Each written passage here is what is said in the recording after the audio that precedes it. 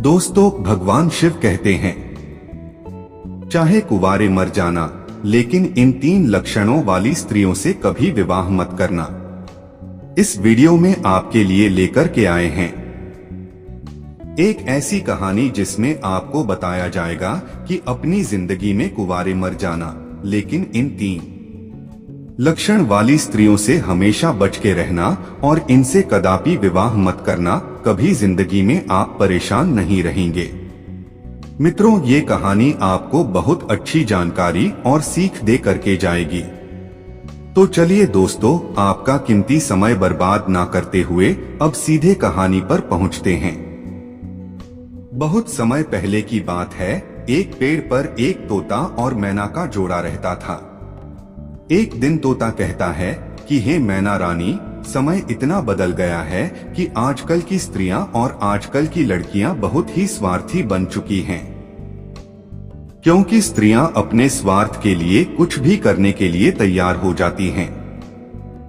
जो काम उन्हें कदापि नहीं करना चाहिए, वो स्वार्थ के प्रति स्त्रियां कर बैठती हैं। मैना कहती है कि पिया जी, मैं तुम्हारी बात से सहमत नहीं हूँ। स्त्रियां कैसे स्वार्थी हो सकती हैं? आप हमारी नारी जाति की बुराई कर रहे हैं। तोता कहता है, नहीं मैना, तुम हमारी बात पर विश्वास करो।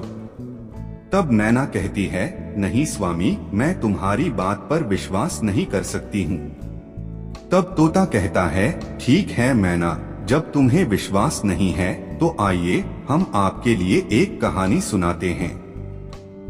और इस कहानी को सुनने के साथ साथ तुमको ये विश्वास हो जाएगा कि तुम्हारी नारी जाति कितनी स्वार्थी बन चुकी है और अपने स्वार्थ के लिए कितने गलत गलत काम करने के लिए तैयार हो जाती है। दोस्तों, तब मैना कहती है, ठीक है स्वामी, पहले आप वह कहानी सुनाइए और सिद्ध करके बताइए कि हमारी नारी जाति स्वार्थी है या नहीं है। दोस्तों, तब वह तोता अपने मैना रानी को वह कहानी सुनाता है। तोता कहता है, हे मैना, एक समय की बात है। किसी नगर में 3 दोस्त रहते थे। एक राजा का लड़का था जो राजकुमार था, एक बनिया का लड़का था और एक साहूकार का लड़का था। तीनों दोस्त राजा के बगीचे में टहल रहे थे।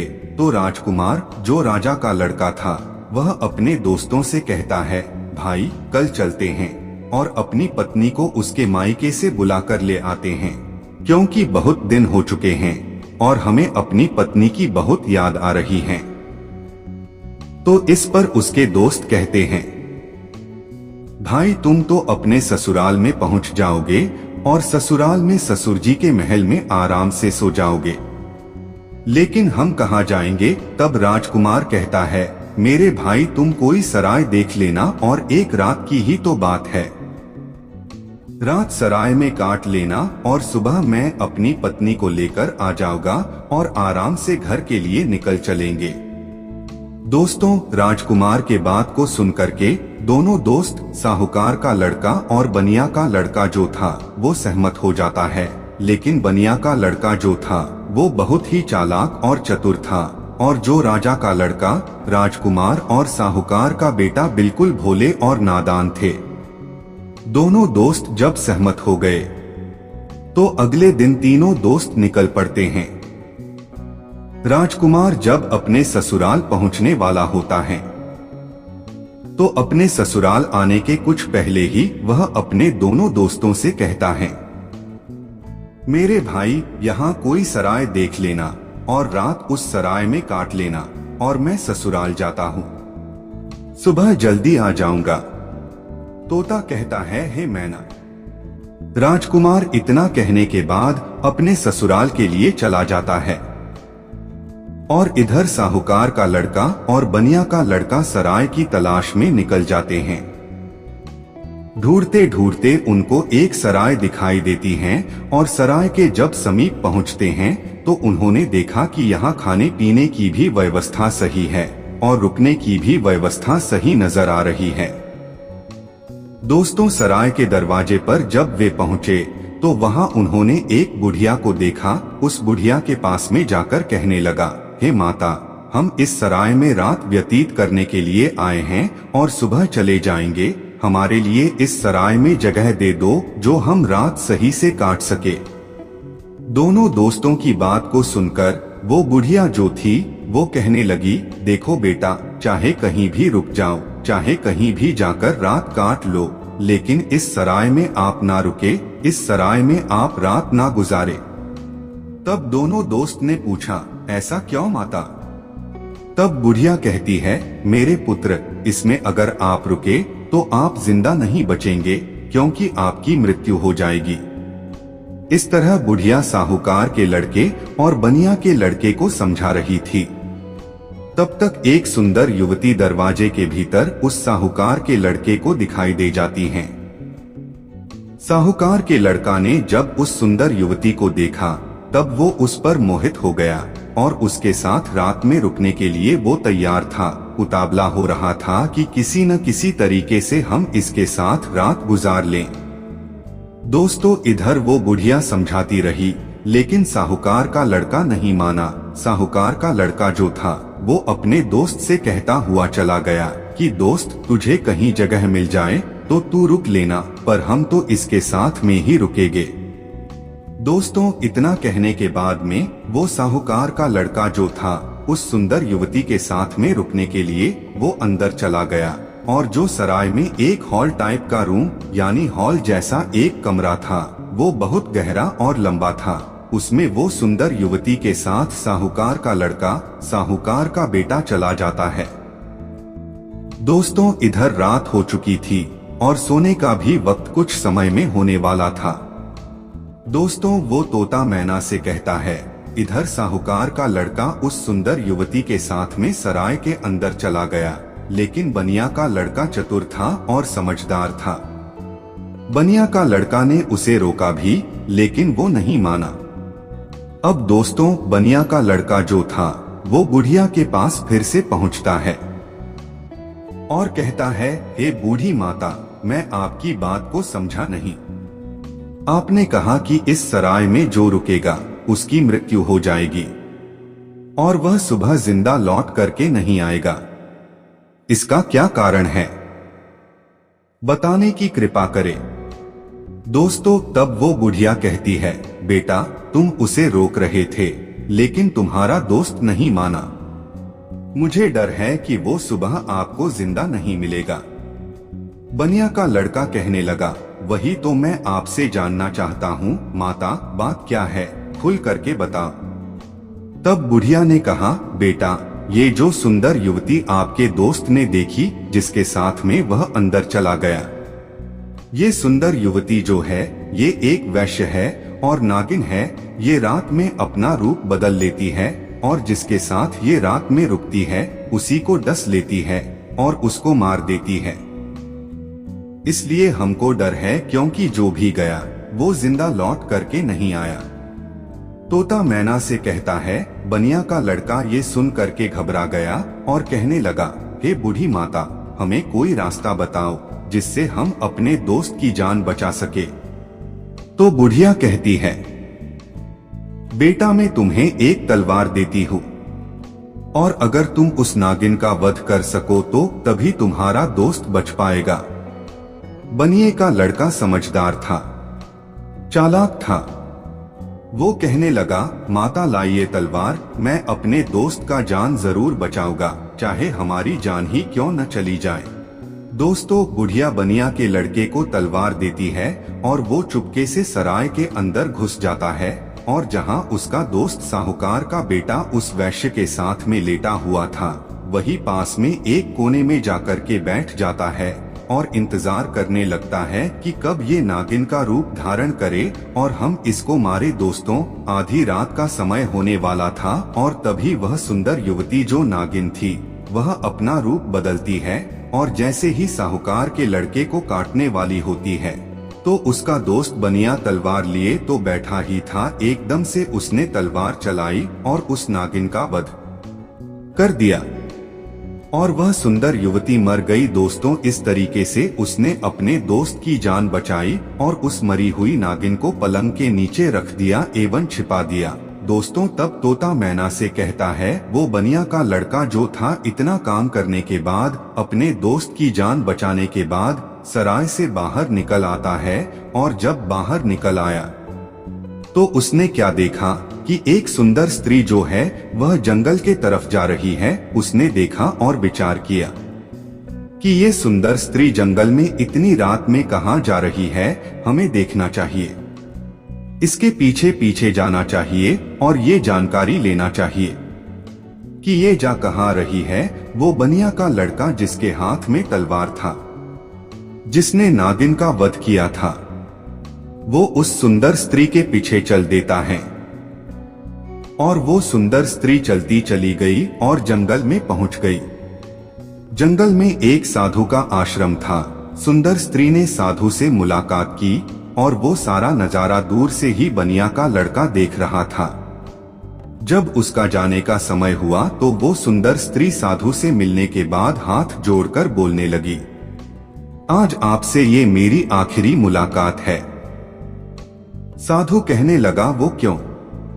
तो वो सुंदर स्त्री जवाब देती है, हमारे पति हमें लेने के लिए आए हैं और अभी हमारे घर पर ठहरे हुए हैं। कल मैं अपने पति के साथ ससुराल चली जाऊंगी। आज के बाद फिर मैं आपसे मिलने के लिए नहीं आ पाऊंगी। तब वो साधु कहने लगा, रोजाना तो हमारे पास आती थी, लेकिन अब हमें धोखा देकर के जा रही हो और कह रही हो कि अपने पति के साथ जा रही हो। तब वो सुंदर स्त्री जवाब देती है, हाँ, मेरा पति मेरे घर पर ठहरा हुआ है और कल मैं ससुराल चली जाऊंगी। हमें माफ करना, अब मैं आज के बाद तुम्हारे पास मिलने नहीं आऊंगी। दोस्तों, उस सुंदर स्त्री की बात को सुनकर साधु को गुस्सा आ जाता है और साधु जो है गुस्से में उसकी नाक काट देता है और जब उसकी नाक कट जाती है तो उसे पीड़ा होती है और वो पीड़ा को सहन करती हुई चिल्लाती हुई अपने घर के लिए भाग खड़ी होती है। और इधर दोस्तों, बनिया का लड़का ये सब सुन रहा था, सारा नजारा देख रहा था और बनिया के लड़के को गुस्सा आ गया और उसने गुस्से में साधु को मार डाला, उसकी हत्या कर दी और उसे मार करके वह तुरंत वहां से आगे चल देता है। और आगे चल करके एक मंदिर था और वह उसी मंदिर में जाकर के छिप कर भीतर बैठ गया। अब वो सोचता है कि हे प्रभु, इस दुनिया में हो क्या रहा है। अब इधर जो वो बनिया का लड़का मंदिर के अंदर बेचारा चुपचाप बैठा हुआ था, वहां पर कुछ चोर आते हैं और चोर मंदिर के बाहर से हाथ जोड़ करके कहता है, हे देवी माँ, हम चोरी करने के लिए जा रहे हैं और अगर ये हमारी चोरी आसानी से हो जाए और हम न पकड़े गए तो कल हम तुम्हारे पास तुम्हारे लिए राजा की लड़की को लाएंगे और उसकी बलि चढ़ाएंगे। इतना कहने के बाद में वो चोर अपनी चोरी करने के लिए चले जाते हैं और जो अंदर बनिया का लड़का बैठा था, उसने जब चोरों की बात को सुना तो उसके पैरों तले जमीन खिसक गई और वो कहता है, ये क्या है, यहाँ भी एक हत्या होने वाली है। हे प्रभु, ये हो क्या रहा है। दोस्तों, वो बनिया का लड़का विचार करता है, चाहे कुछ भी हो जाए लेकिन मैं राजा की लड़की की हत्या नहीं होने दूंगा। ये सोच करके वो मंदिर में बैठा रहा।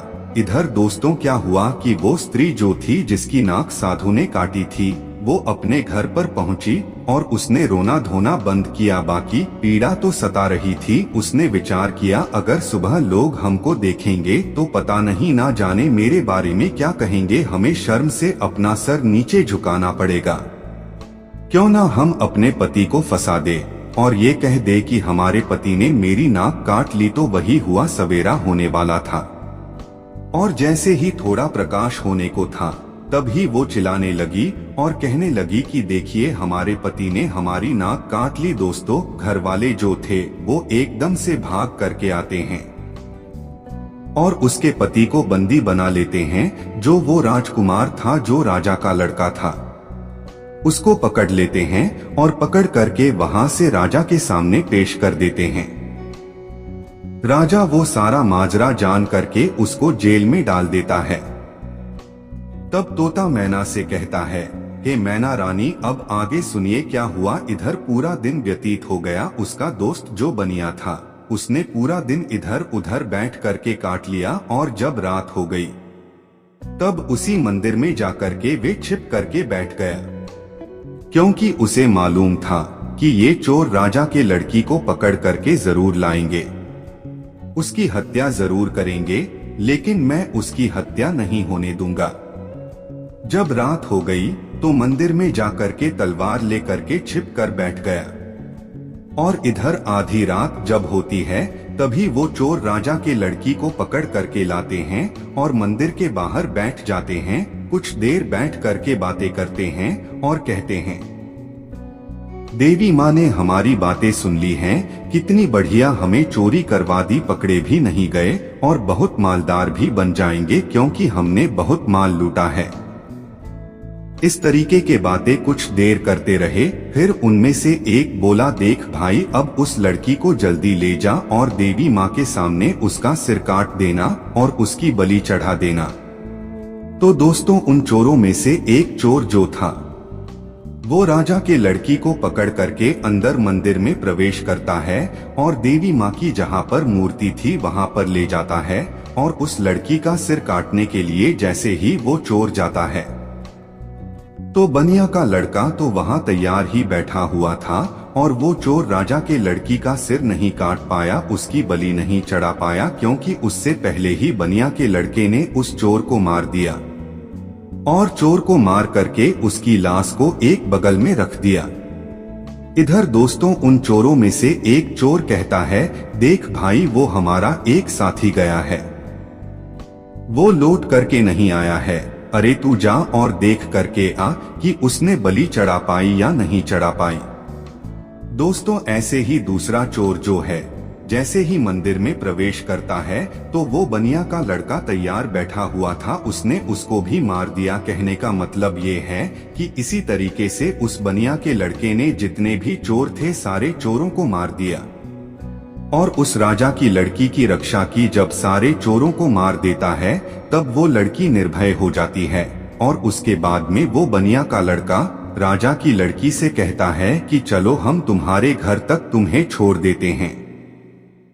दोस्तों, राजा की लड़की घबराई हुई थी, उस बनिया के लड़के के साथ में चल देती है, और इधर राजा की जो लड़की थी वो बनिया के लड़के से प्रेम करने लगी और कहने लगी कि हम तुमसे विवाह करना चाहते हैं। दोस्तों, बातों ही बातों में वो लोग राजा के घर तक पहुंच गया, और घर के दरवाजे पर जैसे ही पहुंचा तो बनिया का लड़का ने मना कर दिया, नहीं, मैंने तुम्हारी रक्षा की है, इसका मतलब ये नहीं है कि मैं तुमसे विवाह करूं, मैं ऐसा कदापि नहीं कर सकता।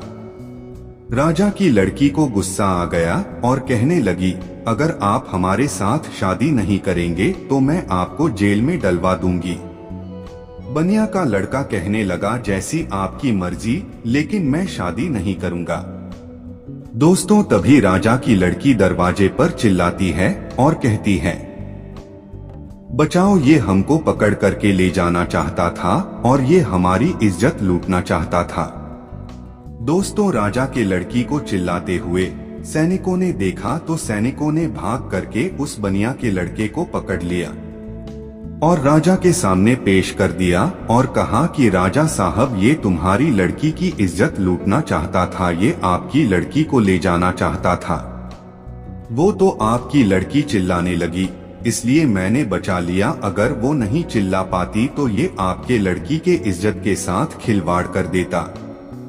दोस्तों, ये सुनने के बाद राजा को क्रोध आ गया और उसने पकड़ करके उस बनिया के लड़के को जेल में डाल दिया, जहां उसके दोनों दोस्त भी मौजूद थे। जो साहूकार का लड़का था और राजा का लड़का था, वो दोस्त भी उसे मिल गए।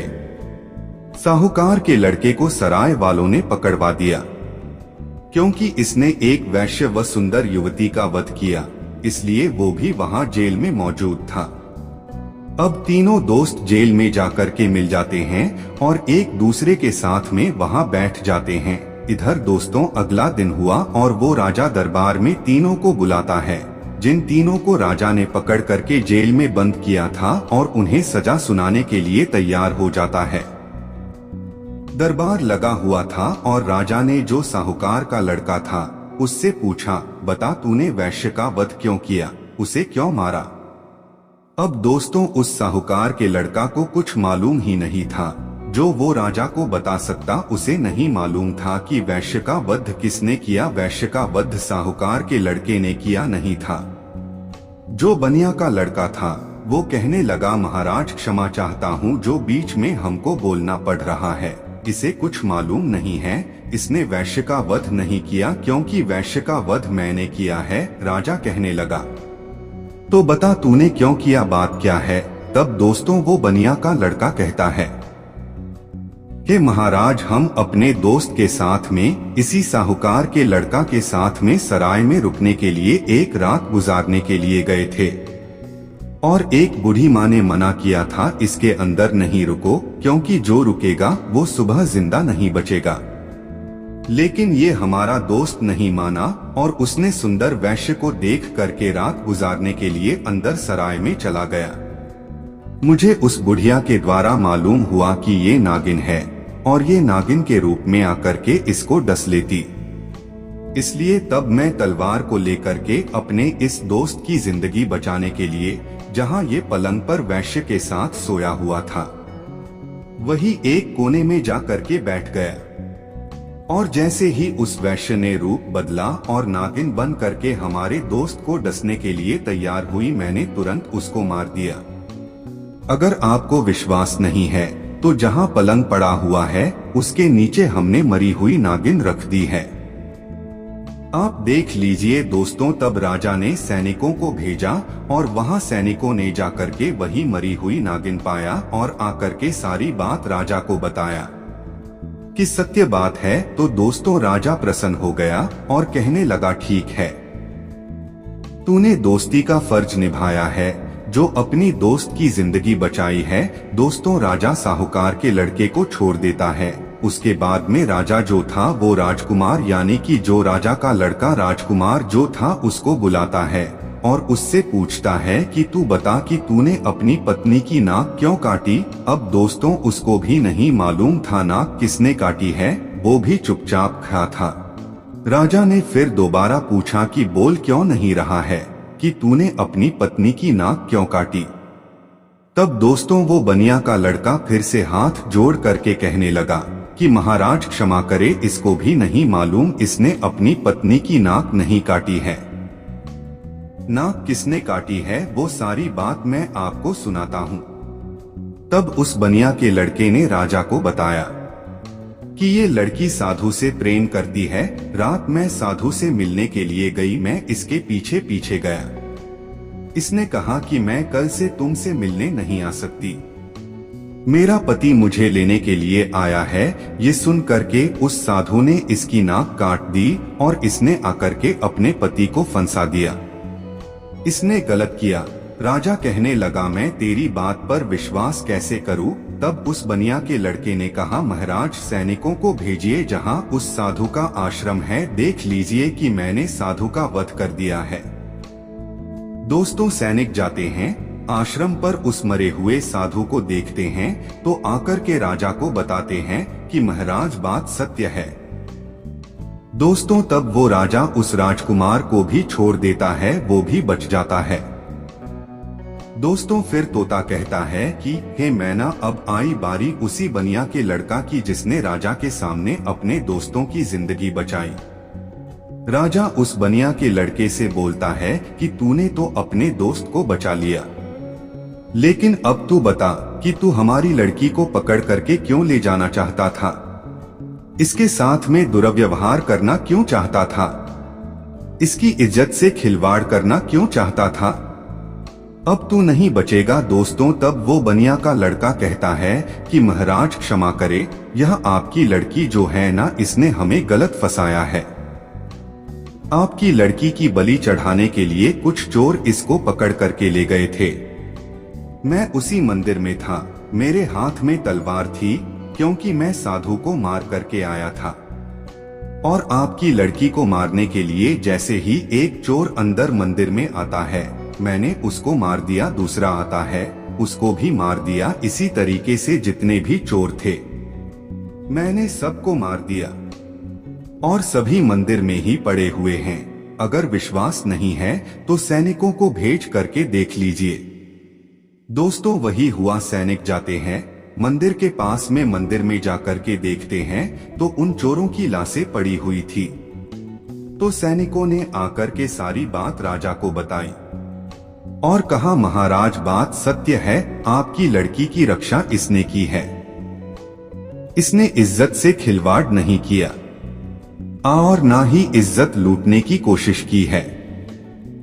वो बनिया का लड़का कहता है, हाँ राजा साहब, मैं आपकी लड़की को पकड़कर क्यों ले जाऊंगा। और सुनिए महाराज, चोरों से बचा करके जब मैं आपकी लड़की को घर छोड़ने ला रहा था तब आपकी लड़की हम पर आसक्त हो गई और हमसे प्रेम करने लगी और विवाह करने की जिद करने लगी। मैंने कहा मैं ऐसा कदापि नहीं कर सकता हूँ। मैंने जिस लड़की की रक्षा की है और उसके बदले में मैं उससे विवाह करूं, उसकी इज्जत से खिलवाड़ करूं, ऐसा मैं नहीं कर सकता।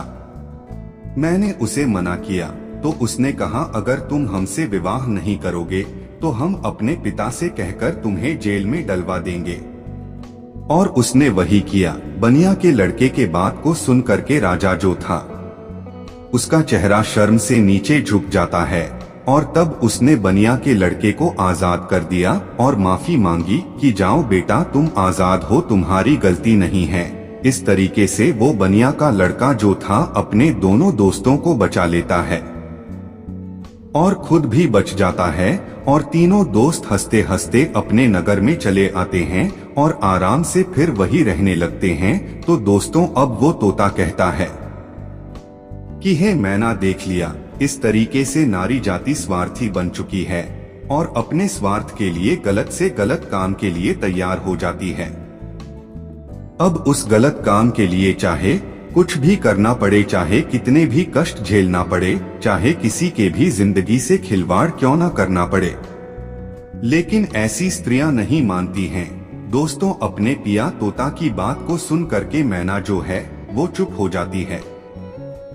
उसके बाद तोता कहता है, हे मैना रानी, इसलिए तो मैं सोचता हूँ कि चाहे भूखे मर जाना, लेकिन इन 3 लक्षणों वाली स्त्रियों से कभी विवाह मत करना। तोता समझाता है कि पहली वो जो पति होने के बावजूद भी पराये मर्द से हित करे और पराये मर्द से चुप चुप के मिलने के लिए जाए, अपने पतिव्रता धर्म को भूल जाए और उसके साथ में हवस का शिकार बन जाए, तो ऐसी स्त्री से हमेशा बचना चाहिए और ऐसी स्त्रियों से दूर रहना चाहिए। और दूसरी स्त्री वो है जो एक स्त्री तो है लेकिन वेश्यावृत्ति के तरह जिंदगी गुजार रही है, नागिन की तरह रह रही है। अब उसे अपने हवस के इच्छा पूर्ति के लिए चाहे अपने पति का ही कत्ल क्यों न करना पड़े, लेकिन वो कर बैठती है और नागिन की तरह अपने पति को डस करके उसे मार डालती है। तो ऐसी वेश्यावृत्ति के लक्षण वाली जो स्त्रियां हैं, इनसे दूर रहना चाहिए। इनसे कदापि विवाह करने की इच्छा नहीं रखनी चाहिए। और तोता बोला, हे मैना, तीसरी स्त्री वो है जिसकी जान अगर कोई बचाए और अगर वो मरने के लिए जा रही हो और उसकी कोई जान बचा ले और ऐसे में ही मददगार को ही झूठा फंसा दे और उसी मददगार से विवाह की इच्छा करे, उसी से दुर्व्यवहार करने की इच्छा करे और फिर उसको झूठा फंसा करके उसको मरवा डाले या उसे जेल में बंद करवा दे या उसे सजा दिलवा दे, तो ऐसी स्त्रियों से भी हमेशा बच के रहना चाहिए। इनका कोई भरोसा नहीं है कि किस वक्त तुम्हारी जिंदगी को ले बैठे। तो दोस्तों मेरे कहने का तात्पर्य ये है कि ये कहानी हमें यही सिखाती है कि चाहे जीवन में कुमारे मर जाना, लेकिन इन 3 लक्षणों वाली लड़कियों से हमेशा दूर रहना, बचकर के रहना। कभी जिंदगी में फंसोगे नहीं और कभी जिंदगी में दुखी नहीं रहोगे और तुम्हें कभी भी जिंदगी में रोना भी नहीं पड़ेगा और पछताना भी नहीं पड़ेगा। तो प्रिय मित्रों, कैसी लगी आपको ये कहानी? अगर कहानी अच्छी लगी हो, पसंद आई हो तो कमेंट बॉक्स में जरूर बताना और हो सके तो अपने मित्रों को भी शेयर करना और हमारे चैनल को सब्सक्राइब अवश्य करना। और दोस्तों सच्ची श्रद्धा से कमेंट में जरूर लिखे, देवों के देव हर हर महादेव सदैव आप पर अपनी कृपा बनाए रखे। प्रिय मित्रों, वीडियो को अंत तक देखने के लिए आपका धन्यवाद।